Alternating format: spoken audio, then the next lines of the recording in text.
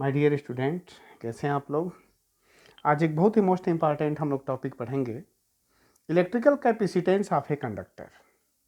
Electrical capacitance of a conductor, और इसके बाद फिर हम पढ़ेंगे capacitance of an isolated spherical capacitor. फिर हम पढ़ेंगे पैरेलल प्लेट कैपेसिटर, फिर उनको आपस में जोड़ना, फिर एक बार डाई इलेक्ट्रिक कांस्टेंट को इंसर्ट कर देंगे तो उसकी कैपेसिटी क्या होगी। ठीक है, तो यहाँ मैं पढ़ाने जा रहा हूँ या हम लोग पढ़ने जा रहे हैं electrical capacitance of a conductor. ठीक है, कैपेसिटेंस क्या है, what is the means of capacitance. जरा इसको, इसके डिफिनेशन को देख लिया जाए। डिफिनेशन क्या लिखा हुआ है कि capacitance of a conductor may be defined as, ध्यान दीजिएगा, capacitance of a conductor may be defined as the charge required to increase the potential of the conductor by unit amount. ठीक है ना, जरा सा इसको अच्छे से समझिए कि कहना क्या चाहता है। माय डियर स्टूडेंट्स, यहां मैं पढ़ाने जा रहा हूं, हम लोग पढ़ने जा रहे हैं electrical capacitance of a conductor. ठीक है, डिफिनेशन क्या है कि capacitance of a conductor may be defined as the charge required to increase the potential of the conductor by unit amount.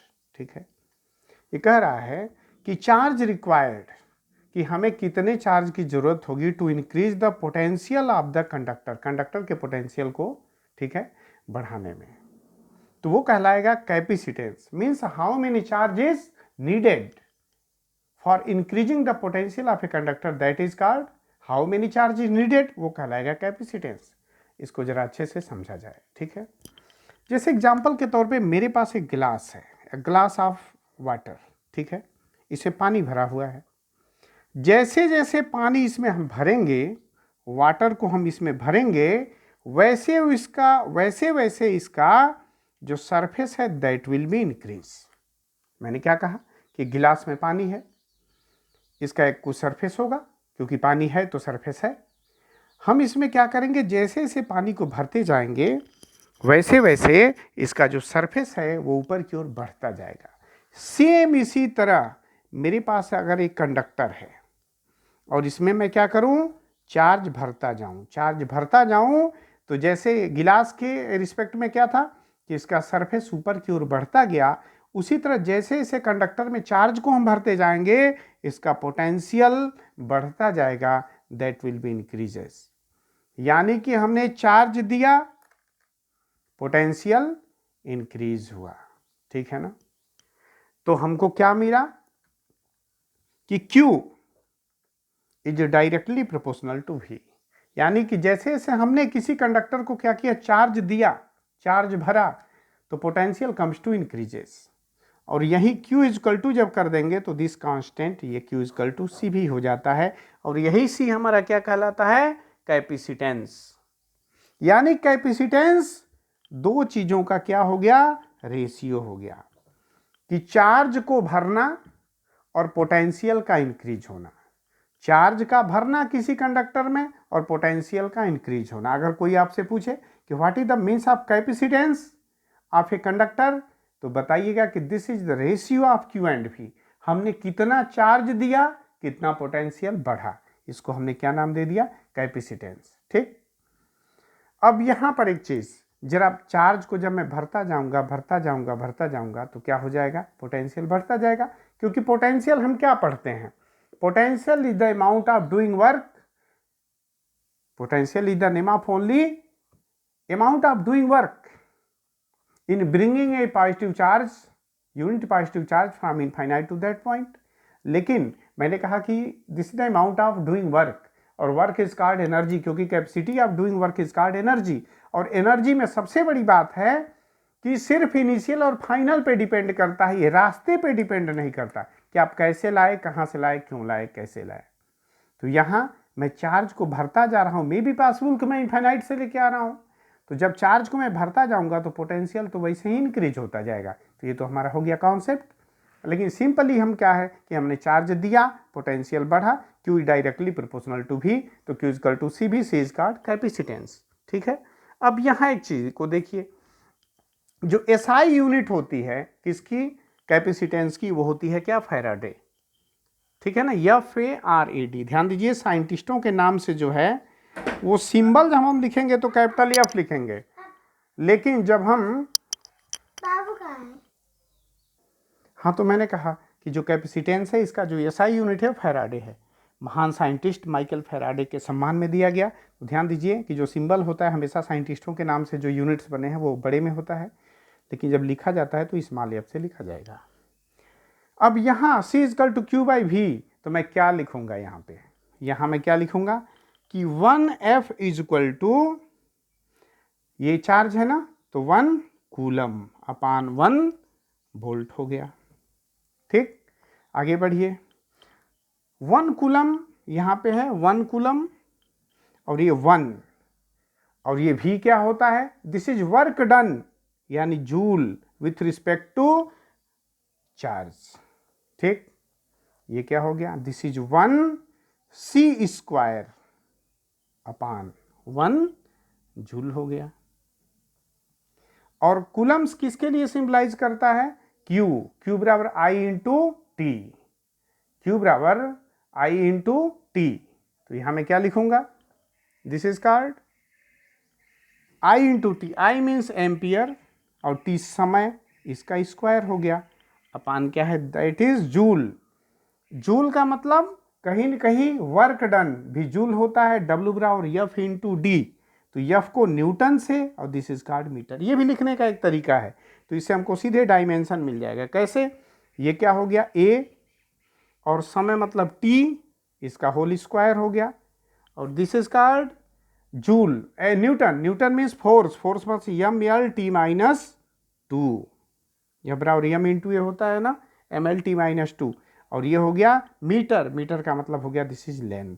ठीक है ना, अब हम क्या लिखेंगे इसको, हमेशा कैपिटल लेटर में लिखते हैं, M ऊपर चला गया, M माइनस 1 हो गया, L क्या हो गया, यहां से एक और एक 2, तो this will be L minus 2। ठीक, और इसके बाद T, तो T का ऊपर 2 है, नीचे से it will be convert in plus, तो ये हो गया T पावर 4 हो गया, और A ऊपर T है। तो जो कैपेसिटेंस है, डायमेंशन ऑफ कैपेसिटेंस हम लिख सकते हैं कि dimension of capacitance is equal to M minus 1, M minus 1, L minus 2, T power 4 और A 2, this is called dimension. तो यहाँ इस वीडियो में मैं सिर्फ अभी इतना ही बताया कि what is the means of capacitance. तो capacitance is made up by capacity, कि वो इसकी कितनी कैपेसिटी है, कितने चार्ज को अपने अंदर वो क्या करता है, समाहित कर सकता है। तो कहीं ना कहीं होल्ड करने की जो प्रॉपर्टी है दैट इज कॉल्ड कैपेसिटेंस। ठीक है, तो कैपेसिटेंस आप एक, लेकिन बेसिकली क्या है कि जैसे जैसे हम चार्ज को देते जाते हैं किसी कंडक्टर को, इसका पोटेंशियल क्या होता है, इंक्रीज होता जाता है। तो जब Q इजकल टू में प्रोपोर्शनलिटी कांस्टेंट C आ गया, और यही C क्या कहलाता है, this is called capacitance. Q equal to C into V, C और V का जो गुणा होगा वो क्या हो जाएगा, Q। याद होगा हम लोगों ने ओम्स लॉ में पढ़ा था, V equal to I into R। जैसे V, I और R तीनों को लेकर के पूरी इलेक्ट्रिसिटी के न्यूमेरिकल्स को हमने कर दिया, यहाँ पे वही चीज है, Q, C और V तीनों को लेके हम ये कैपेसिटेंस के न्यूमेरिकल्स को सॉल्व कर सकते हैं। तो C equal to Q by V हो गया। तो कोई अगर पूछे कैपेसिटेंस, तो एक और डिफिनेशन बन गया कि this is the relation between Q and V। हमने कितना चार्ज दिया तो उसका कैपेसिटी, उसका जो पोटेंशियल है वो कितना बढ़ा। इसका जो यूनिट मैंने बताया ऐसा यूनिट, दैट इज फैराडे है, फैराड भी बोलते हैं लोग। ठीक है, अब यहां से एक चीज और निकल के आ गई, ध्यान दीजिएगा कि 1 फैराडे क्या है। मैंने कहा कि capacitance is made up bye 2 things, this is the ratio of 2 things, charge and potential. Same वही चीज है। 1 फैराडे क्या है, अगर कोई एग्जामिनर हमसे पूछ देता है कि 1 फैराडे को डिफाइन कीजिए, 1 फैराडे क्या है, तो हम क्या बोलेंगे कि जब किसी भी कंडक्टर को मैं कितना चार्ज दूं, 1 कूलम, और उसका पोटेंशियल कितना बढ़ जाए, 1V, 1 वोल्ट, तो ये कहलाता है 1 फैराड। ठीक है ना, दिस इज कॉल्ड 1 फैराड। तो हम कह सकते हैं कि यानी कि the capacitance of conductor is 1 farad. The capacitance of a conductor is 1 farad if the addition of a charge of 1 coulomb to it.